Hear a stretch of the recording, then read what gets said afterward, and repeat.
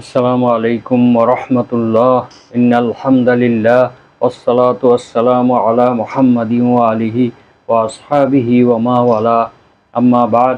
সম্মানিত দর্শক শ্রোতা, মুসলিম ভাই ও বোনেরা, দারসুল হাদিস অনুষ্ঠানের আজকে ৩৮তম পর্ব শুরু করতে যাচ্ছি।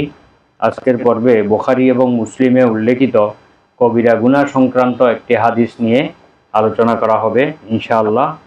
আসুন আমরা শুরু করছি। বিসমিল্লাহির রহমানির রহিম। ওয়ান আব্দুল্লাহ ইবনে আমরিন রাদিয়াল্লাহু আনহু ক্বালা ক্বালা রাসূলুল্লাহ সাল্লাল্লাহু আলাইহি ওয়াসাল্লাম। আব্দুল্লাহ ইবনে আমর রাদিয়াল্লাহু আনহু থেকে বর্ণিত, তিনি বলেন, আল্লাহর রাসূল সাল্লাল্লাহু আলাইহি ওয়াসাল্লাম ইরশাদ করেছেন, আল কাবাইরু আল ইশরাকু বিল্লাহ। কবিরা গুনাহসমূহ হলো আল্লাহর সঙ্গে শরিক করা, উকুকুল ওয়ালিদাইনি, পিতামাতার অবমাননা করা, ওয়াকাতলুন নফসি, এবং কোনো মানুষকে হত্যা করা, ওয়াল ইয়ামিনুল গুমুস, এবং মিথ্যা শপথ করা। এই এতটুকু পর্যন্ত ইমাম বুখারী রাহিমাহুল্লাহ বর্ণনা করেছেন। অফি রিওয়ায়াতিন আনাসিন ওয়া শাহাদাতুজ জুর। আর আনাস রাদিয়াল্লাহু আনহুর একটি বর্ণনায় রয়েছে, তিনি আরেকটি যুক্ত করেন কবিরা গুনাহ, সেটা হচ্ছে মিথ্যা সাক্ষ্য দেওয়া।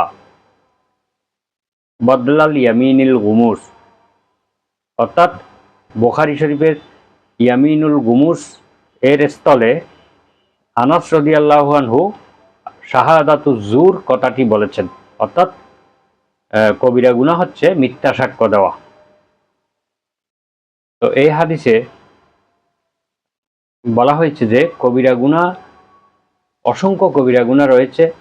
সেই কবিরা গুনাহর মধ্যে গুরুত্বপূর্ণ কবিরা গুনাহ হচ্ছে আল ইশরাকু বিল্লাহ, আল্লাহর সঙ্গে কাউকে শরিক করা। মহান আল্লাহ তাআলার সত্তার সঙ্গে, তার গুণাবলীর সঙ্গে, তার কার্যাবলীর সঙ্গে যে কোনোভাবে আল্লাহ তাআলার সমকক্ষ স্থির করা এবং আল্লাহ তাআলার সন্তান আরোপ করা, আল্লাহ তাআলার স্ত্রী বলে কাউকে সাব্যস্ত করা, এই জিনিসগুলো হচ্ছে আল্লাহ তাআলার সঙ্গে শরিক করা। এই শরিক করাটা শুধু কবিরা গুনাহ নয়, এটা মানুষকে ইসলাম থেকে বের করে দেয়। যদি কেউ এরকম শিরক করে থাকে, তাহলে সেই যদি মুসলমান হয়, সেই কিন্তু ইসলামে আর থাকবে না। এবং এটা এমন একটি অপরাধ, যে অপরাধ অমার্জনীয় অপরাধ, যার জন্য তাকে তওবা করে পুনরায় ইসলাম গ্রহণ করতে হবে, তাহলে তার এই অপরাধ ক্ষমা হবে। আল্লাহ তাআলা বলেন, ইন্নাল্লাহা লা ইয়াগফিরু আন ইউশরাকা বিহি ওয়া ইয়াগফিরু মা দুনা যালিকা লিমান ইয়াশা। নিশ্চয় আল্লাহ তাআলা তার সঙ্গে শিরক করার অপরাধ কখনোই ক্ষমা করেন না। এছাড়া যে কোনো অপরাধ যাকে ইচ্ছা তিনি তাকে ক্ষমা করে দেন। তো এইভাবে শিরক যারা করবে, তাদের আমলগুলো সম্পূর্ণ বিনষ্ট করে দেবেন আল্লাহ তাআলা। কিয়ামতের ময়দানে তাদের আমলগুলোকে সম্পূর্ণ ধুলোবালির মতো উড়িয়ে দিবেন। তারপরে দ্বিতীয় গুনাহ হচ্ছে ওয়া উকুকুল ওয়ালিদাইন, পিতামাতার সঙ্গে নাফরমানি করা, পিতামাতাকে অবমাননা করা, পিতামাতার যথাযথভাবে সেবা যত্ন না করা, তাদের দেখভাল না করা, তাদের সঙ্গে বেয়াদবি করা, তাদের সঙ্গে অসৌজন্যমূলক আচরণ করা, এগুলোকে উকুকুল ওয়ালিদাইন বলা হয়। আল্লাহ তাআলা পবিত্র কোরআনে ইরশাদ করেছেন, ওয়া কাদা রাব্বুকা আল্লা তা'বুদু ইল্লা ইয়্যাহু ওয়া বিল ওয়ালিদাইনি ইহসানা।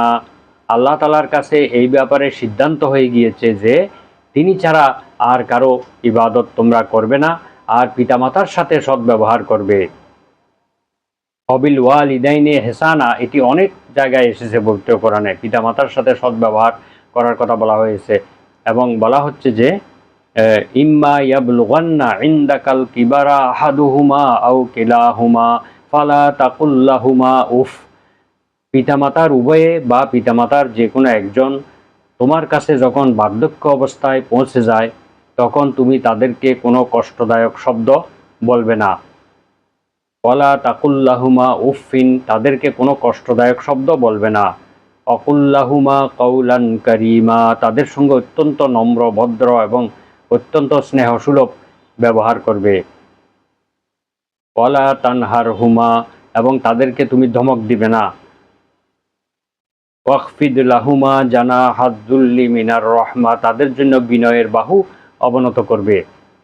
অর্থাৎ পাখিরা যেমন তাদের ছানাগুলোকে ডানা দিয়ে তারা আবৃত করে রাখে ক্ষতি থেকে বাঁচানোর জন্য, শত্রুর আক্রমণ থেকে রক্ষা করার জন্য, সেভাবে পিতামাতাকেও সেভাবে স্নেহসুলভ বাহু দিয়ে তাদেরকে আবৃত করে রাখতে হবে। তাদের জন্য সব কিছুকে উজাড় করে দিতে হবে।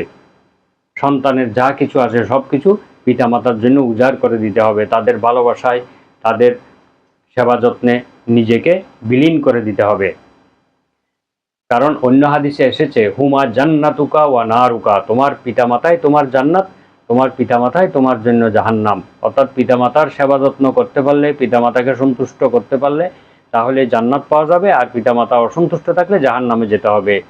রেদার রব্বে রেদাল ওয়ালিদে, আল্লাহ রসুল বলেছেন যে আল্লাহ তালার সন্তুষ্টি হচ্ছে পিতামাতার সন্তুষ্টি, সখাতুর রব্বে সখাতুল ওয়ালিদে, এবং পিতামাতার অসন্তুষ্টিতে আল্লাহ তালাও অসন্তুষ্ট হন। সুতরাং পিতামাতার প্রতি সদ্ব্যবহার করতে হবে, তাদের জন্য জীবনের সব কিছু উজাড় করে দিতে হবে। তারপর বলা হয়েছে অকাতলুন নফসে, এবং কোনো মানুষকে হত্যা করা এটা হচ্ছে সবচেয়ে বড় কবিরা গুনার মধ্যে একটি। আল্লাহ তাআলা বলছেন, মান কাতালা নফসান বিগাইরি নাফসিন আও ফাসাদিন ফিল আরদি ফাকান্নামা কাতালান নাসা জামিআ, যে ব্যক্তি কোনো একজন মানুষকে হত্যা করলো অন্যায়ভাবে, হত্যার বিনিময়ে হত্যা কিংবা পৃথিবীতে বিপর্যয় সৃষ্টি করার কারণে ব্যতীত অন্য কোনো কারণে যে যদি তাকে হত্যা করে, সে যেন পৃথিবীর সকল মানুষকে হত্যা করে দিল। আর যদি সে কোনো একজন মানুষকে বাঁচিয়ে দেয় তাহলে পৃথিবীর সমস্ত মানুষকে যেন সে বাঁচিয়ে দিল, সেরকম পুণ্য সওয়াব তার লাভ হবে। কারণ এই হত্যাকাণ্ড হচ্ছে পৃথিবীর বুকে সংঘটিত সর্বপ্রথম অপরাধ, যেটা আদম আলাইহিস সালামের ছেলে কাবিল তার আপন ভাই হাবিলকে হত্যা করার মাধ্যমে সংঘটিত করেছিল। এটি হচ্ছে পৃথিবীর বুকে সংঘটিত সর্বপ্রথম অপরাধ। সুতরাং এই হত্যাকাণ্ড আল্লাহ তাআলা নিষিদ্ধ ঘোষণা করেছেন অন্যায়ভাবে। অর্থাৎ কোনো মানুষ যদি মৃত্যুদণ্ডপ্রাপ্ত হয়, রাষ্ট্রীয় বিচারে আইনে রাষ্ট্রীয়ভাবে তার মৃত্যুদণ্ড কার্যকর হবে, অন্য কেউ তাকে হত্যা করতে পারবে না, আইন কেউ নিজের হাতে তুলে নিতে পারবে না। ওমান কাতালা মুমিনান মুতাআম্মিদান ফাজাযাউহু জাহান্নাম খালিদান ফিহা, অন্য আয়াতে এসেছে কোনো ব্যক্তি যদি কোনো একজন মুমিনকে হত্যা করে তাহলে চিরকাল সেই জাহান্নামী হবে, চিরকাল সেই জাহান্নামে থাকবে। সুতরাং কোনো মুমিন অথবা অন্য কোনো মানুষকে হত্যা করা বিভিন্ন আয়াতের মাধ্যমে নিষিদ্ধ ঘোষণা করা হয়েছে। তারপরে এখানে চতুর্থ যেই কবিরা গুনার কথা বলা হয়েছে, অল ইয়ামিনুল গমুস, অর্থাৎ মিথ্যা শপথ, আল্লাহর নামে মিথ্যা শপথ করা, এটা হচ্ছে আরেকটি কবিরা গুনাহ, যেটা অত্যন্ত জঘন্য অপরাধ। আর আনাস রাদিয়াল্লাহু আনহুর বর্ণনায় আরেকটি হাদিসে এসেছে শাহাদাতুজ জুর, মিথ্যা শপথের জায়গায় তিনি শাহাদাতুজ জুর, মিথ্যা সাক্ষীর কথা উল্লেখ করেছেন। অর্থাৎ কারো বিরুদ্ধে মিথ্যা সাক্ষী দেওয়া, যেই ব্যক্তি এই কোনো অপরাধ করে নাই তাকে অপরাধী বলে সাব্যস্ত করা, আদালতে দাঁড়িয়ে মিথ্যা সাক্ষী দেওয়া, এটা কবিরা গুনাহ, বড় কবিরা গুনাহ। অন্য হাদিসে এসেছে একবার মিথ্যা সাক্ষী দেওয়া আল্লাহ তাআলার সঙ্গে 3 বার শিরক করার সমান অপরাধ। আল্লাহ তাআলার সঙ্গে 3 বার শিরক করলে যেরকম অপরাধ হবে, একবার মিথ্যা সাক্ষী দিলে সেরকম অপরাধ হবে। সুতরাং মিথ্যা সাক্ষীর মাধ্যমে একজন মানুষের মৃত্যুদণ্ড হয়ে যেতে পারে, তার জেল জুলুম হয়ে যেতে পারে। এই জন্য কারো বিরুদ্ধে মিথ্যা সাক্ষী দেওয়া, তার ক্ষতি করা, এটা মারাত্মক অপরাধ, যে অপরাধ ক্ষমার অযোগ্য অপরাধ, এটা কবিরা গুনার অন্তর্গত। এবারে আমরা আসি শপথ, ইয়ামিনুল গুমুস, অর্থাৎ মিথ্যা শপথ। ইসলামের দৃষ্টিতে শপথ হচ্ছে 3 প্রকার, ইয়ামিনে লগব, ইয়ামিনে মুনাকাদা, ইয়ামিনে গুমুস। এখানে 3 নম্বর শপথের কথা বলা হয়েছে, মিথ্যা শপথ। তো অন্য 2টি সহ আমরা এই 3টে শপথের সংক্ষিপ্তভাবে সংজ্ঞা দেব। ইয়ামিনে লগব বা অনর্থক শপথ। ইমাম আবু হানিফা এবং একদল ওলামার মতে কোনো অতীত বিষয় সম্পর্কে অজ্ঞাতসারে মিথ্যা শপথ করলে তাকে ইয়ামিনে লগব বলা হয়, অর্থাৎ অনর্থক শপথ বলা হয়। অতীত বিষয় সম্পর্কে সে না জেনে শপথ করে ফেলছে, মিথ্যা শপথ করে ফেলছে, এটাকে বলা হয় ইয়ামিনে লগব। কিন্তু ইমাম শাফি রহমাহুল্লাহ বলেন যে কোনরূপ ইচ্ছা বা উদ্দেশ্য ছাড়া কথায় কথায় যদি কেউ আল্লাহর শপথ, আল্লাহর শপথ, ওয়াল্লাহি ওয়াল্লাহি, আল্লাহর কসম, আল্লাহর শপথ, এভাবে যদি বলতে থাকে তাহলে এটাকে ইয়ামিনে লগব বলে। তিনি বলেন যে এই ধরনের শপথের জন্য কোনো অপরাধ হবে না এবং কোনো কাফফারাও দিতে হবে না। 2 নম্বর হলো ইয়ামিনে মুনাআকাদা, অর্থাৎ দৃঢ় শপথ। ভবিষ্যতে কোনো কাজ করার জন্য অথবা না করার জন্য শপথ করাকে ইয়ামিনে মুনাআকাদা বলা হয়। যেমন কেউ বলল যে আল্লাহর শপথ আমি এই কাজ অবশ্যই করব, অথবা কেউ বলল আল্লাহর শপথ আমি ওই গৃহে কখনোই প্রবেশ করব না। এই যে ভবিষ্যতে কোনো কাজ করা বা না করার জন্য শপথ করা হলো, এই শপথকে বলা হয় ইয়ামিনে মুনাআকাদা। এই রকম শপথ যদি পূর্ণ না করেন তাহলে শপথকারীকে কাফফারা দিতে হবে, শপথকারীকে এর প্রায়শ্চিত্ত করতে হবে। 3 নম্বর হলো ইয়ামিনে গুমুস, যে কথা হাদিসে উল্লেখ রয়েছে। এটা হলো কোনো অতীত বিষয়ে ইচ্ছাপূর্বক মিথ্যা শপথ করা। অতীতে সে এমন একটি কাজ করেছে যে কাজটি সম্পর্কে জেনে শুনে সে মিথ্যা শপথ করলে সেটাকে বলা হয় ইয়ামিনে গুমুস। যেমন কেউ বলল আল্লাহর কসম আমি এই কাজটি করি নাই, অথচ সে এটা করেছে। এটা গুরুতর অপরাধ। ইমাম শাফি রহমাহুল্লাহ এবং তার অনুসারীদের মতে এতে গুনাহ হবে এবং কাফফারাও দিতে হবে। আর অন্যান্য 3 ইমামের মতে কাফফারা দিতে হবে না, শুধু গুনাহগার হবে এবং তাকে তওবা করতে হবে। আর যদি কেহ ফরজ ওয়াজিব তরক করার শপথ করে, কেউ যদি বলে যে আল্লাহর কসম আমি নামাজ পড়ব না, বা কোনো ওয়াজিব তরক করার জন্য শপথ করে, অথবা অন্য কোনো হারাম কাজ করার জন্য শপথ করে, তাহলে সঙ্গে সঙ্গে তাকে এই শপথ ভঙ্গ করতে হবে এবং কাফফারাও দিতে হবে। অর্থাৎ কোনো হারাম কাজ করার জন্য, কোনো ফরজ কাজ ত্যাগ করার জন্য শপথ করা যাবে না। এইরকম শপথ যদি কেউ করে, সাথে সাথে এই শপথ ভঙ্গ করা তার জন্য ওয়াজিব এবং এই শপথের কাফফারাও দিতে হবে। এবারে আসি আমরা শপথের কাফফারা কি।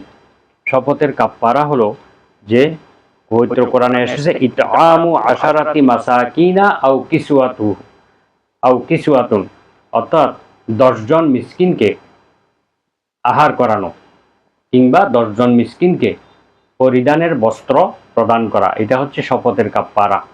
অর্থাৎ এই কাফফারা দিয়ে তাকে শপথ ভঙ্গ করতে হবে। কেউ যদি এই ফরজ ওয়াজিব ত্যাগ করার জন্য শপথ করে অথবা কোনো হারাম কাজ করার জন্য শপথ করে, তাহলে তাদেরকে এইভাবে কাফফারা দিতে হবে। আর ভবিষ্যতে কোনো কাজ করার বা না করার জন্য যদি কেউ শপথ করে, এটা যদি পূর্ণ করতে না পারে তাহলে তাকেও এই কাফফারা দিতে হবে। 10 জন মিসকিনকে পেট ভরে আহার করাতে হবে, অথবা আহারের মূল্য দিয়ে দিতে হবে, অথবা আহার তাদেরকে দিয়ে দিতে হবে, অথবা তাদেরকে 70 টাকা পরিমাণ কাপড় দিতে হবে 10 জনকে, তাহলে তার শপথের কাফফারা হয়ে যাবে। আল্লাহ তাআলা আমাদেরকে এই হাদিস অনুযায়ী আমল করার তৌফিক দান করুন। ওয়া আখিরু দাওয়ানা আনিল হামদুলিল্লাহি রাব্বিল আলামিন। সুবহানাকা আল্লাহুম্মা ওয়া বিহামদিকা আশহাদু আল্লা ইলাহা ইল্লা আনতা আস্তাগফিরুকা ওয়া আতুবু ইলাইক। আসসালামু আলাইকুম ওয়া রাহমাতুল্লাহ।